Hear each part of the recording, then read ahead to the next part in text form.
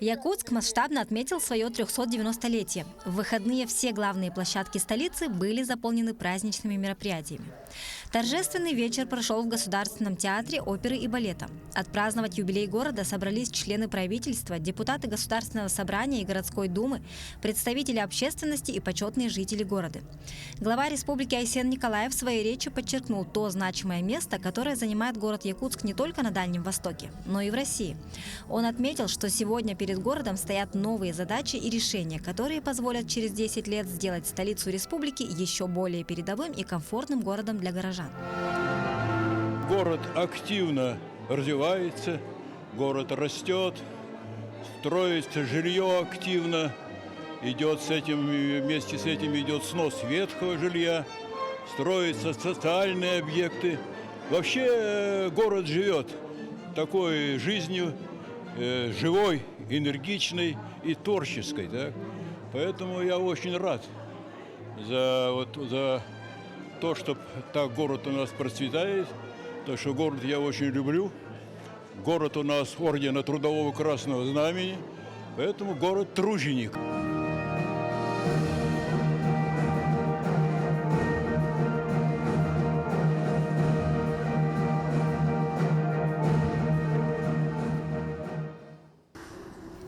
В День города глава Якутска Евгений Григорьев встретился с журналистами, чтобы рассказать, с какими достижениями и пробелами столица подошла к своему 390-летнему юбилею. Среди прочих вопросов обсуждался и ремонт проспекта Ленина, и озеленение столицы, и появление новых общественных пространств. Также многих интересовала перспектива развития города до 2032 года, когда Якутск отметит свое 400-летие. Одной из важнейших задач к этой дате глава города видит полную ликвидацию ветхого и аварийного жилья на территории Якутска и расселение жильцов по новым комфортным квартирам. К 2032 году мы для себя ставим абсолютно понятную формулировку решения вопроса. Должно быть полностью ликвидировано ветхоаварийное жилье в деревянном жилом фонде. Соответственно, какие темпы? Значит, в 2023 году мы расселим 85 многоквартирных домов. И этапом 2023 года мы досрочно закончим второй этап республиканской адресной программы по переселению. 2024-2025 год у нас останутся свободными. По факту мы просто закончим раньше. Поэтому мы сегодня активно ведем работу для внесения корректировок в условия реализации программы. Народ Саха веками сохраняет и чтит свою народную культуру. В песнях, танцах, постановках отражена вся красота и гармония природы, тесная связь человека с природой и окружающей средой.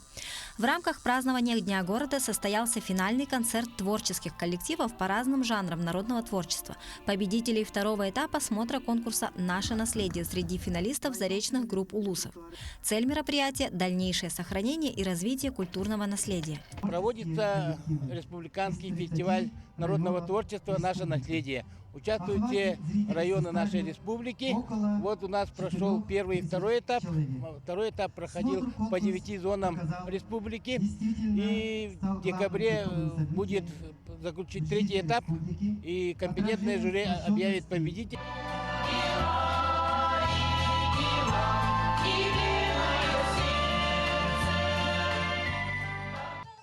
Ну а в Старом городе состоялся концерт с участием енисейских казаков. В рамках культурной программы здесь также был объявлен конкурс на лучший ретро-наряд. В конкурсе поучаствовали все желающие горожане и организации. Участники подготовили свои костюмы в стиле 50-х, 80-х годов. Жюри оценивали наряды по 10-бальной шкале. Прекрасный, веселый праздник. Это замечательно, что все-таки такие праздники есть, и люди все-таки могут выйти, послушать великолепные песни, ну и вообще просто-напросто прогуляться по городу. Дорогие горожане, дорогие якутяне, я поздравляю вас с праздником нашего города. Желаю, чтобы наш город процветал, как-то, естественно, развивался, ну и всего самого прекрасного нашему городу, конечно же.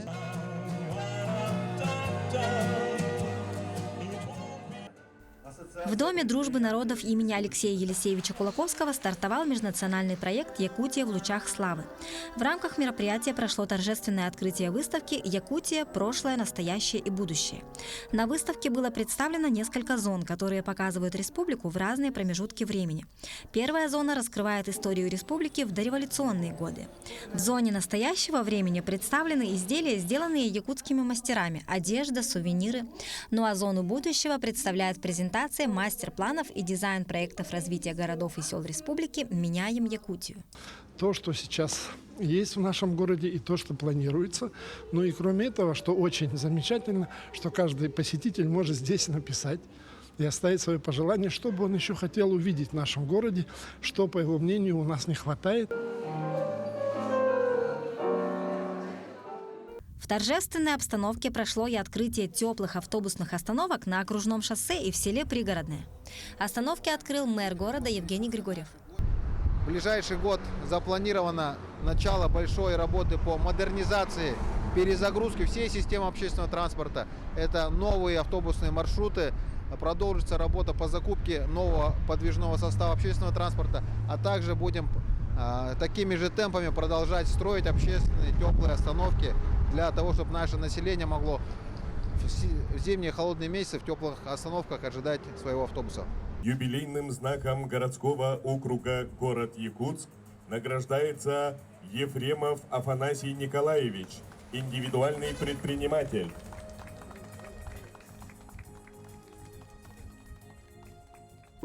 Ко дню города были завершены и сданы первые дворы, участвовавшие в проекте «1000 дворов». Жители домов номер 40/5 и 40/6 по улице Автодорожная получили полностью обновленные дворы. Здесь не только уложили заново асфальт и заменили освещение, но и оборудовали детские площадки, поставили качели, скамейки и спортивное оборудование. В торжественном открытии приняли участие глава Республики Айсен Николаев и глава столицы Евгений Григорьев. Наша компания «Основа» в этом году выиграла тендер на благоустройство дворов в автодорожном округе. Вот эту работу мы начали в июле, в конце июня, в начале июля этого года. Произведена полная замена асфальтового проездов и площадок. Вот. И все тротуары заменены на новые. Полностью двор сделан с нуля, по новому образцу, по новому проекту. Новая спортивная площадка, детское игровое оборудование для малого, среднего и взрослого поколения. Классная, понравилась она мне очень. Она очень красивая стала. Она стала красивее, чем та. И вот мне понравилось вообще вот это все. Как разукрасили дом и как стала тут красивая улица.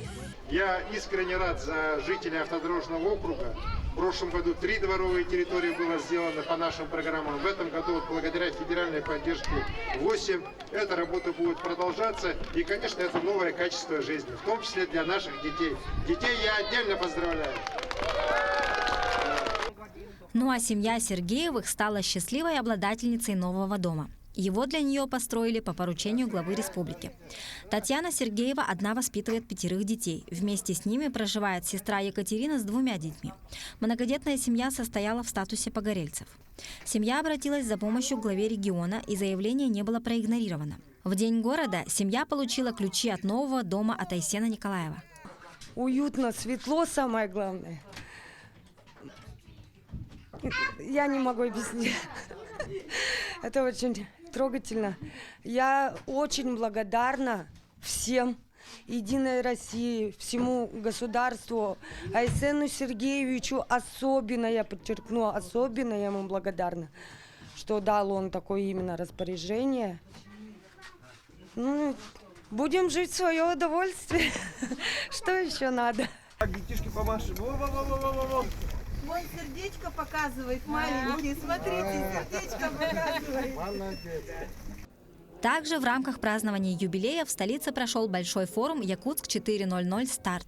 Его цель – избрать стратегию развития города на ближайшие 10 лет. Форума – это внести изменения в стратегию развития города так, чтобы через 10 лет мы с вами жили действительно в лучшем городе на вечной мерзлоте.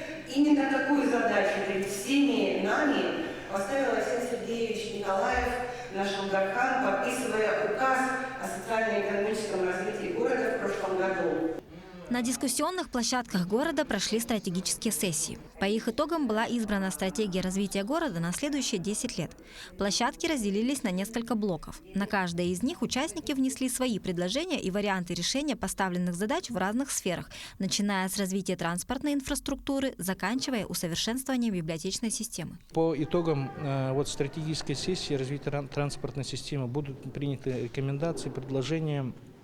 И на пленарном заседании будут приняты также ряд рекомендаций, которые мы будем также внедрять и претворять в жизнь не только для развития городской агломерации города Якутска, но и для всей нашей республики. Сегодня библиотеки, они становятся такими образовательными площадками, просветительскими, и очень много разных курсов, лекций в онлайн-пространстве, в офлайн-пространстве. И думаю, что в этом направлении они будут двигаться и к 1932 году займут очень такую прочную позицию, как образовательные площадки в целом.